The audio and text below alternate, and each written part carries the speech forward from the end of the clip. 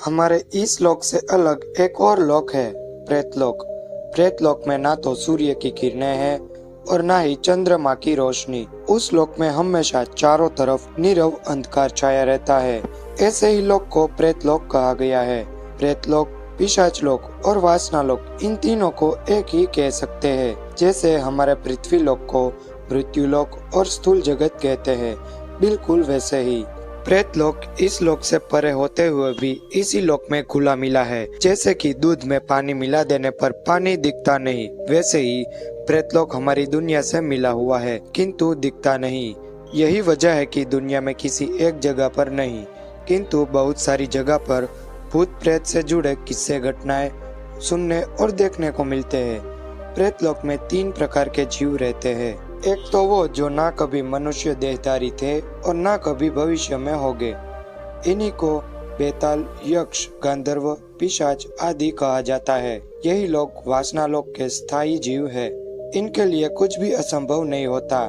इनकी इच्छा शक्ति बड़ी प्रबल होती है। इच्छा होने पर ये मानव शरीर धारण करके अपनी कोई भी कामना, लालसा पूरी कर सकते हैं। दूसरी तरह के जीव वो है जो मृत्यु लोक के मानव शरीर को छोड़कर मरकट जाते हैं अथवा पाप कर्म करते हैं। ऐसे ही जीवों को भूत प्रेत, जिन, चुड़ैल आदि कहा जाता है। वास्तव में मनुष्य की मृत्यु हो जाती है किंतु उसकी कामना, लालसा अथवा वासना नहीं मरती। उनकी इसी वासना आदि को मंत्रों से बांधकर इन्हें वश में कर लिया जाता है। फिर उनसे मन चाहे काम कराए जाते हैं।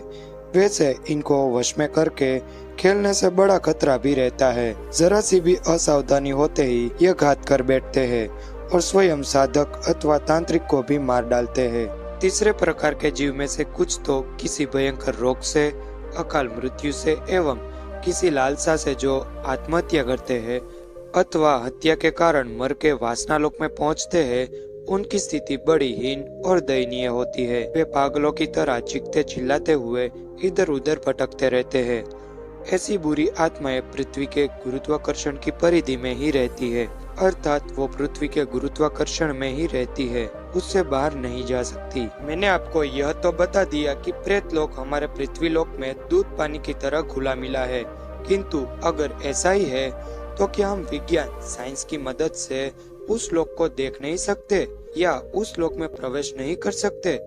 तो इसका उत्तर है जी नहीं। इस विषय में हमारा भौतिक विज्ञान पूरी तरह से असफल रहा है, क्योंकि स्थूल जगत के अलावा जितने भी लोक का अस्तित्व है वो है सूक्ष्म जगत में, और सूक्ष्म जगत में प्रवेश करने में आज का मॉडर्न साइंस पूरी तरह से असफल रहा है, क्योंकि उनको इसकी जानकारी ही नहीं है कि स्थूल जगत से सूक्ष्म जगत में किस प्रकार से या किस वैज्ञानिक उपकरण का उपयोग करके जा सकते हैं। यह तो नग्न सत्य है कि जहाँ पर मॉडर्न साइंस असफल हो जाता है वहाँ पे वो उस घटना या वस्तु को चमत्कार, जादू या रहस्य का नाम देकर उसे वहीं पे छोड़ देता है। किंतु एक तरीका है और वो है परामनोविज्ञान अर्थात पैरासाइकोलॉजी। इसका अभ्यास करने से अथवा जो परामनोविज्ञान के अच्छे जानकार है वो उनका अनुभव मात्र बदला सकते हैं, ना कि प्रेतलोक दिखा सकते हैं। वैसे सूक्ष्म जगत के कई सारे लोक हैं, उनको देखने की कई सारी विधियां भी है जिन पे हम अगले वीडियो में चर्चा करेंगे।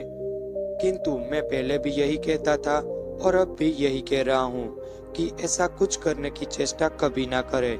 इसका परिणाम बहुत भयंकर आ सकता है। तामसिक विधि और रीतियों का ज्ञान होना आवश्यक है, किंतु उसका अभ्यास करके उसे प्रयोग में नहीं लाना चाहिए।